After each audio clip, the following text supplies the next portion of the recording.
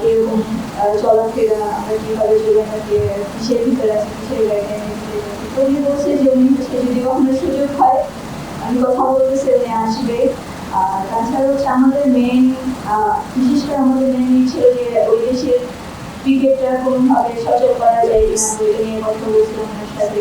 তো উনি হচ্ছে একবার হয়তো 2007 সালে বা 11 সালের দিকে ক্রিকেট খেলার জন্য মেয়েদের বলছিল স্কুলে, তো ওখানে হচ্ছে ক্রিকেট বল করে একটু হার্ড হয়ে দেখা এটা হচ্ছে স্টপ করে দেওয়া হয়েছে, কিন্তু উনি কথা দিয়েছে যে এটা বিচার করবে। তারপরে হচ্ছে আমরা হচ্ছে স্টেডিয়ামে গিয়েছি, তারপরে অডিটোরিয়ামে গিয়েছি। ওটার ভিতরে অনেক কিছুই ছিল দেখার মতো।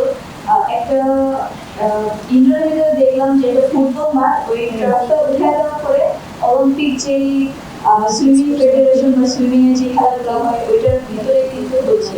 তো হচ্ছে ওরা প্রপার ইউজ করতেছে যে কতটা আগে গেছে, যে প্রপার ইউজ করতেছে যে একটা ফুটবল মাঠ ওইটা হচ্ছে পিচ কভারটা উঠিয়ে দিয়ে ওখানে হচ্ছে সুইমিং, তারপরে হচ্ছে অন্যান্য টেবিল টেনিস, বাস্কেটবল খেলাধুলা হচ্ছে। আর ওখানকার হচ্ছে যে স্টুডেন্টদের দেখলাম যে একটা একাডেমিতে ফুল স্কলারশিপ, আর ওদের মনে হইতেছে যে ওরা এখন মনে হচ্ছে ওরা পড়তে যাবে, ওরা স্কুলে যেতেছে, ওরা বের হইতেছে, ওরা মাঠে যেতেছে, আমার মনে হচ্ছে খাওয়া দাওয়া করবে, তো ওদের